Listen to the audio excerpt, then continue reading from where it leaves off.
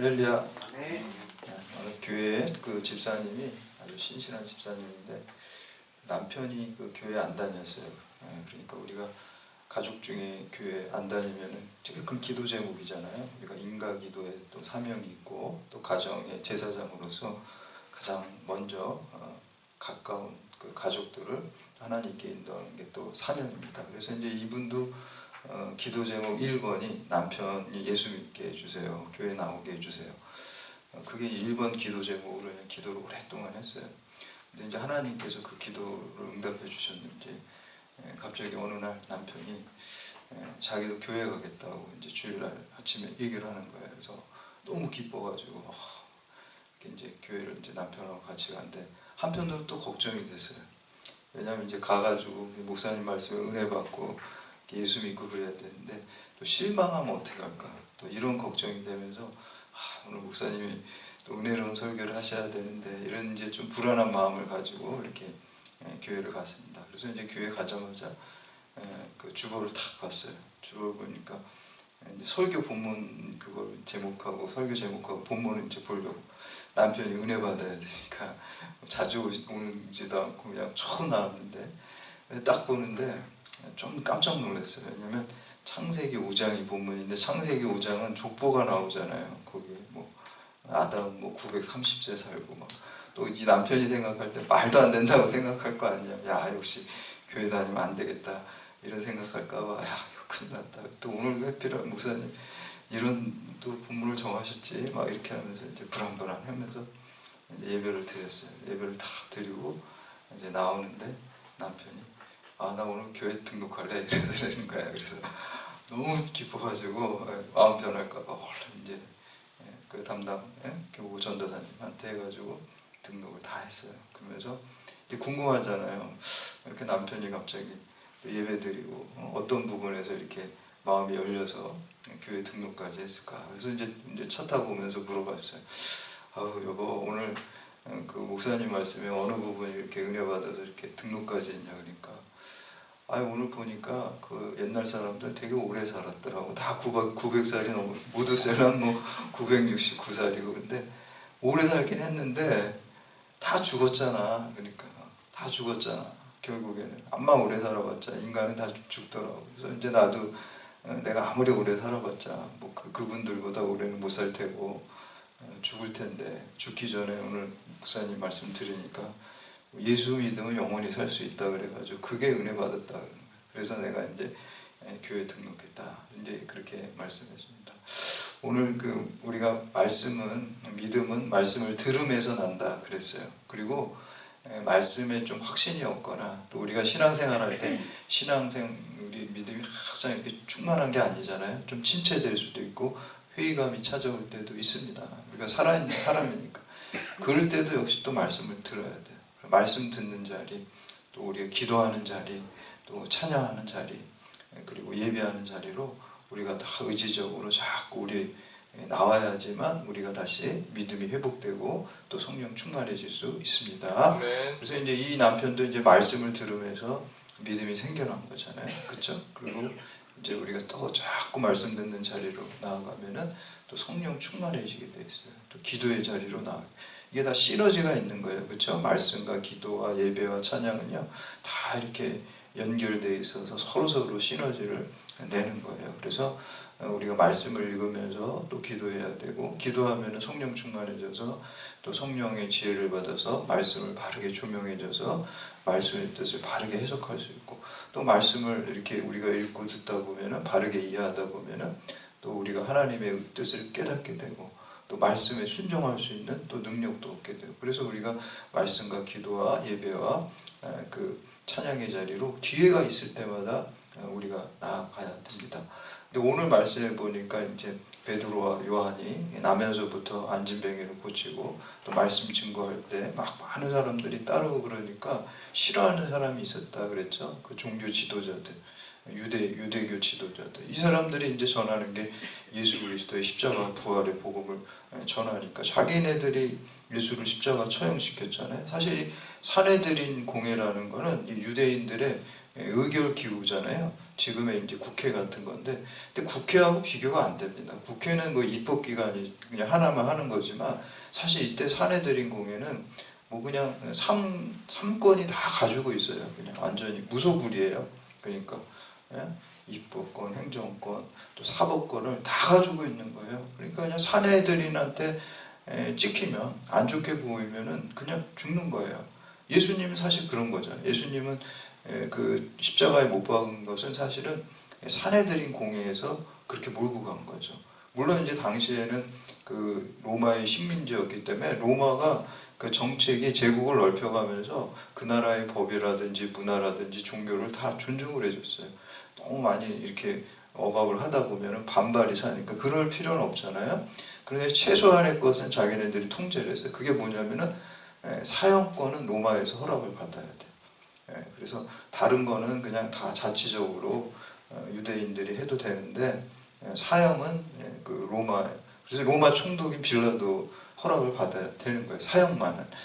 그래서 이제 십자가 처형이라는 게 이제 로마의 처형이고, 돌로 던져서 죽이는 거는 그 유대인들의 그 사형 방법이잖아요. 스데반 집사는 돌에 맞아서 죽었어요. 그러니까 사실은 예수님도 이 사람들이 원래는 못 죽이는데 죽이려면 죽일 수도 있었어요. 근데 이제 굳이 그렇게 안 죽인 거는 합법적으로 죽여야지 역풍이 안 분다고 생각을 한 거예요. 예수님은 워낙 유명하고 워낙 인기가 많으니까 그걸 자기네들 맘대로 그냥 돌로 쳐서 이렇게 그냥 죽여버리면 혹시 역풍이 불 수도 있으니까 합법적인 방법으로 로마의 십자가형으로 이렇게 몰고 간 거죠. 근데 그걸 갖다가 사내들인 공회에서도 했단 말이에요. 이제 그거를 베드로가 알죠. 본인이 예수님이 어떻게 돌아가셨는지를 아는데, 그리고 자기는 무서워서 도망갔던 사람인데 오늘 본문에 보니까 어떻게 제일 저는 중요한 게 담대히 전했다는 거예요. 이제 죽음을 두려워하지 않는 사람이 된 거예요. 완전 변화된 거예요. 며칠 사이에. 어떻게 그렇게 됐을까요? 성령 충만했을 때 그런 역사가 일어난 줄 믿습니다. 그래서 우리가 죽으면 죽으리라 그러고 이제 사명을 다 한 그 베드로처럼 또 사도 요한처럼 우리가 오늘 이 세상을 살아가면서 주의 일을 하려면은 성령 충만하고 담대해야 될 줄로 믿습니다. 그게 안 되면 우리 힘으로 사실 할 수가 없어요. 주의 일은 우리가 성령 충만해서 감당해야 됩니다. 그래서 오늘 그 말씀을 통해서 우리가 성령 충만해서 또 담대하게 우리 세상에 복음을 전할 수 있는 또 사명을 감당할 수 있기를 다짐하는 시간 되시기를 주님의 이름으로 축원합니다. 우리가 첫 번째는 이게 성령 충만할 때 성령 세례와 성령 내주와 성령 충만 이 세 가지를 좀 구분해서 우리가 생각해야 될 필요가 있어요. 성령 세례는 우리가 제일 처음, 우리 세례는 언제 받나요? 다? 그러니까 우리가 다 보통 세례는 처음 초신자 때 받는 거예요. 그러니까 교단마다 조금씩 틀린데 우리 감리교회에서는 한 3개월 정도 열심히 출석하고 새신자 교육 받고 이러면 세례 주고요. 보통 이제 장로교 통합이나 합동 우리 그런 데서는 한 6개월 정도 이렇게 열심히 교회 출석하면 세례 줄 수가 있거든요. 그러면은 허들이 그렇게 높지 않는 거예요. 세례는 3개월, 6개월 출석하면은 새신자 교육받고 이렇게 바로 줄 수 있는 그 기준이 그렇게 돼 있거든요. 그러니까 뭐 그렇게 어렵지 않잖아요. 우리가 한 6개월 정도 출석하는 거. 그러니까 이 세례라는 건 초신자 때 그 교회 출석하고 또 예수를 그리스도로 영접하냐 우리 사형리에서 이렇게 고백하는 것 같은 그 고백만 확실하면 이제 세례를 줄 수 있는 거거든요. 그런데 이제 그 성령 세례도 마찬가지예요. 성령 세례도 우리가 예수 믿게 됐다라는 것 자체가 성령께서 우리에게 임재하셔야지만 우리가 예수님이 구세주로 믿어지는 것입니다. 그래서 이제 초기에 그래서 이제 교단마다 조금씩 다른데 어떤 교단은 그 순복음 교단이죠. 그런데 저는 성령 세례 물 세례 받았는데 성령 세례 안 받은 것 같아 집사님. 방언해야 돼. 그래서 막 방언해야지 성령 세례 받았다 그랬는데 그거는 이제 뭐 제가 볼 때는 또 약간 그거는 좀 잘못된 것 같아요. 왜냐면은 그거는 성령 충만해서 그 성령의 은사지. 우리 방언은 성령의 은사라 그러잖아요. 고린도전서 12장에도 성령의 은사하고 성령의 충만은 좀 달라야 돼. 성령 세례는 여러분들 받으신 줄 믿으시기를 바랍니다. 성령 세례는 믿게 된 거예요. 예수님을 구주로 믿게 됐는데 성령 세례를 받은 거예요. 그래서 그거를 확인하고 내적인 상태죠. 그런 다음에 물 세례를 주는 거예요. 그러니까 성령 세례가 있고 그 다음에 물 세례를 확인해서 예수를 구주로 영접했는지 이렇게 문답해가지고 세례 문답이잖아요. 그게 세례 문답을 해가지고 성령 세례를 통해서 예수를 믿으면 물 세례를 주는 거예요.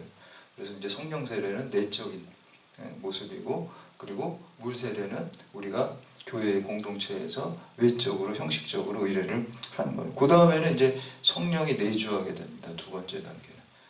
그래서 어떻게 보면 성령 세례라는 건 칭의의 단계죠. 칭의.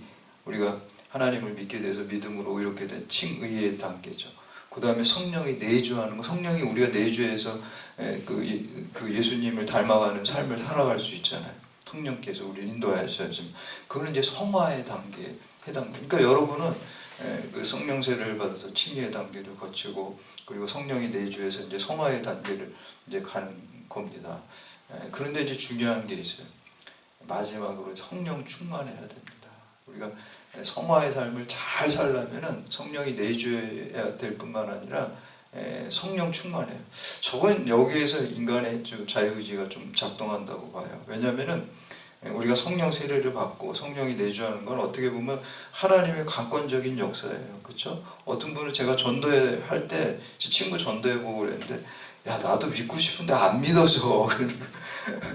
그 이해돼요. 그렇죠? 나도 믿고 싶은데 믿어지지가 않아. 그러니까 그렇죠? 하나님께서 또 주권적으로 이렇게 하셔야 되는 모습이 있는데, 성령 충만은 우리의 자유의지가 거기도. 왜냐하면은 우리가 예배의 자리로 열심히 의지적으로 나아가고, 기도의 자리로 나아가고, 또 말씀 열심히 읽고 묵상하는 거는 내 의지가 반영된 거죠. 여러분들이 오늘 이 예배의 자리로 나오고 찬양과 기도의 자리로 말씀 듣는 자리에 나온 것도 여러분의 의지적 결단을 통해서 여기 나오신 거랍니다.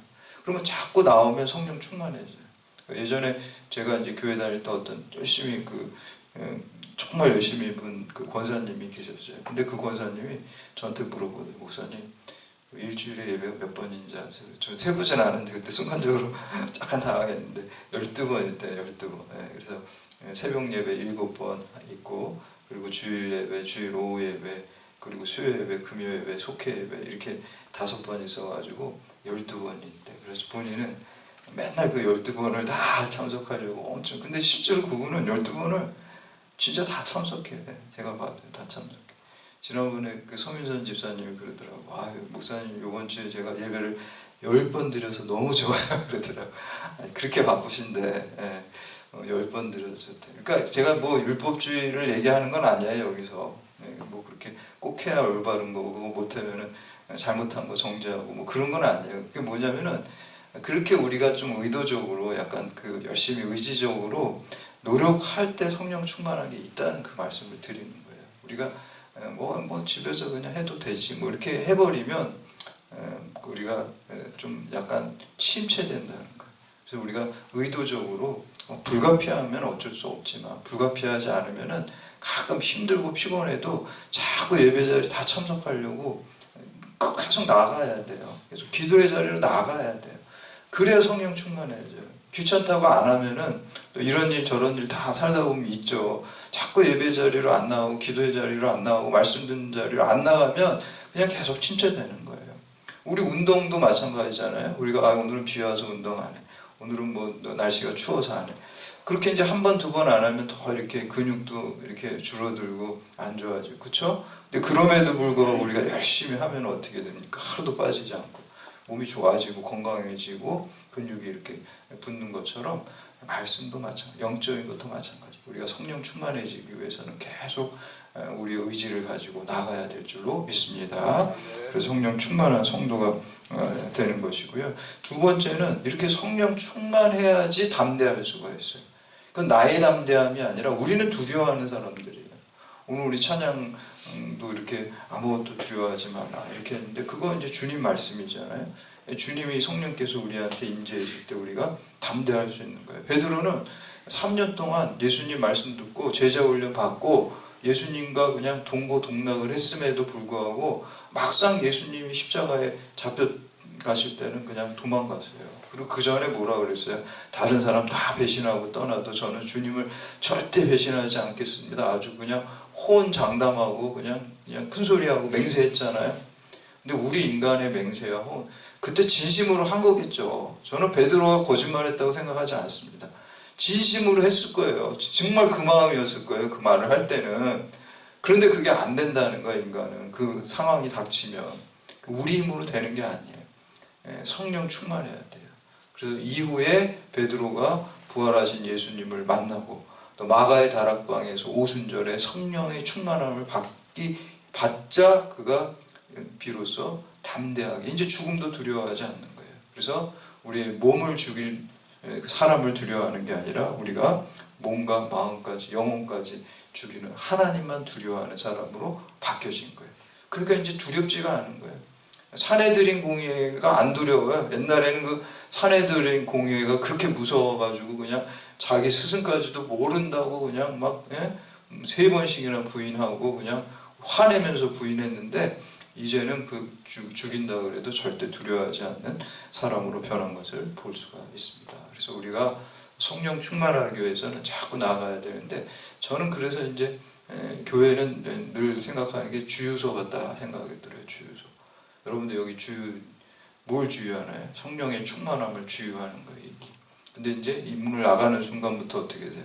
이게 이제 툭툭툭 떨어져요. 여러분 주유소에서 주유해 보시면 가득 이렇게 기름 넣으면은 계속 그 기름 안 넣고 계속 다니고 싶죠. 그러면 돈도 절약되고 좋을 텐데 또 와야 돼. 또 맨날 주유소 맨날 가야 돼. 우리가 어디 목적지로 가려면은 그 나가는 순간 그 기름을 계속 떨어지는 거예요. 우리가 세상 살아가는 것도 마찬가지고 우리가 가는 목적지는 어딥니까? 천국을 향해서 하나님 나라를 향해서 가는데 거기 가려면 계속 주유를 해야 돼요. 여러분들 성령의 충만함을 말씀의 주유를 이렇게 여기서 받아야 돼요. 그래서 여러분들이 여기서 오늘 이렇게 자꾸 주유소를 자꾸 가야지 거기다 기름 넣어가지고 또 우리가 가려고 하는 목적지를 가는 것처럼 우리가 주님 만나는 날까지 천국 향해서 가잖아요. 목적지. 여기 주유를 계속 해야 되는 거예요. 여러분들이. 그래서 이제 자꾸 우리가 예배에 다 참석하고 열심히 하시고 또 기도의 자리로 나아가고 이렇게 해야 될 줄로 믿습니다. 네. 오늘 본문 말씀 베드로와 요한은 성령 충만해서 하나님 앞에 있다는 의식으로 충만한 호람되어 의식이 있어요. 그래서 우리 본문 한번 다 같이 합심해서 읽어보겠습니다. 13절부터 20절까지 우리 생각하면서 다시 한번 읽어보겠습니다. 시작.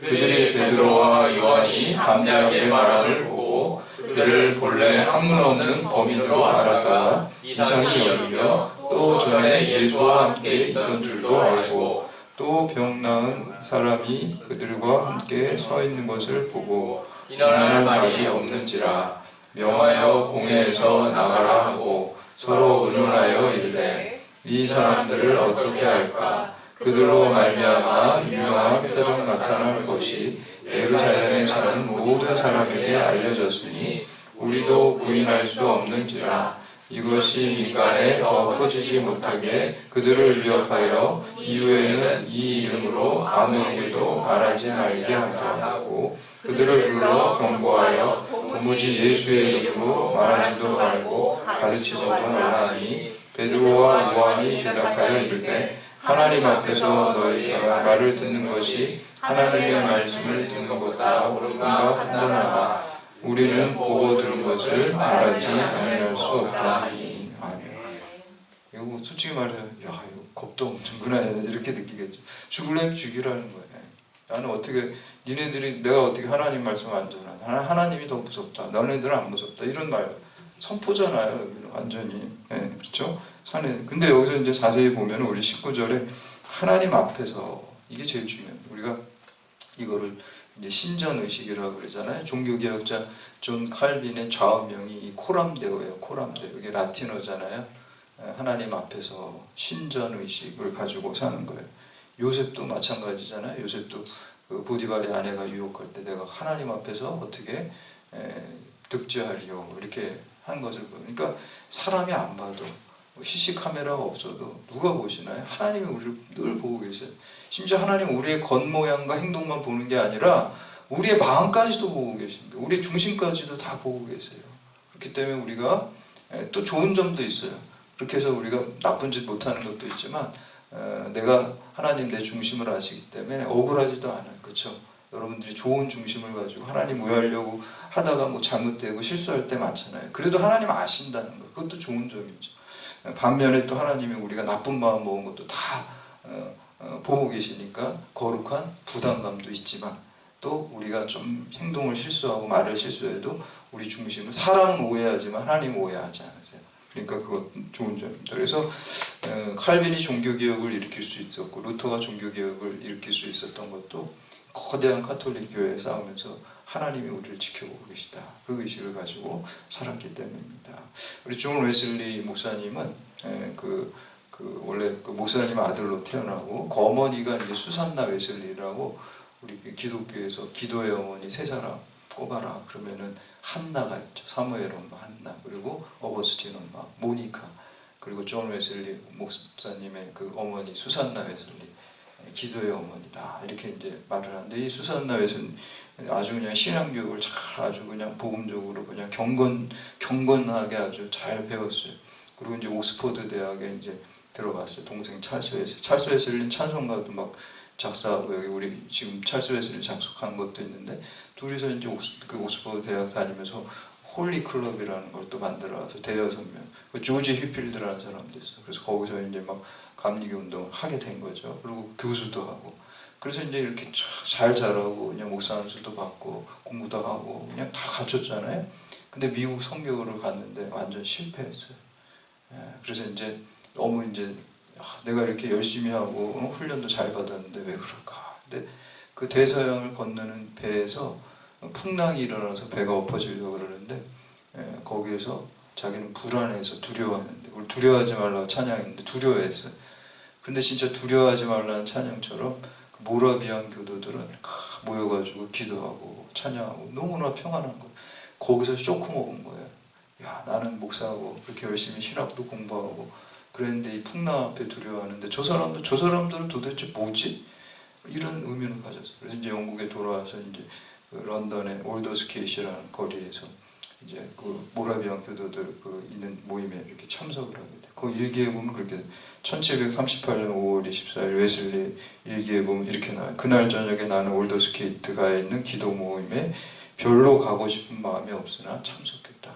그래서 어떤 사람이 로마서 주소 읽을 때 갑자기 내 마음이 뜨거워지는 것을 성령 체험한 거죠. 성령 체험하니까 바뀐 거예요. 그분이 뭐 목사님 아들이고 경건하게 평생 살았고, 그리고 공부도 신학 공부도 제대로 했고, 그래서 크게 역사적으로 쓰임 받은 게 아니라 성령을 받으니까 그게 다 크게 담대하게 전할 수 있어요. 그리고 영국 사회가 변화됐어요. 프랑스 사회는 피해 혁명으로 해서 근대화됐는데 영국에는 웨슬리가 복음을 전하는 거, 감리교 운동이 일어나면서 술집이 문을 닫고 도박하는 사람, 도박장이 문을 닫고 다 교회가 세워지고, 그래서 그 영국 사회가 피해 혁명이 없이 복음으로 근대화됐다라는 역사가들의 기록이 있습니다. 그래서 오늘 여러분들이 바로 이제 말씀과 기도와 성령 충만해서 이렇게 여러분도 이 시대에 정말 베드로와 같이 또 칼빈과 같이 또 웨슬리와 같은 그러한 사명을 여러분들 잘 감당하기를 주님의 이름으로 축원합니다.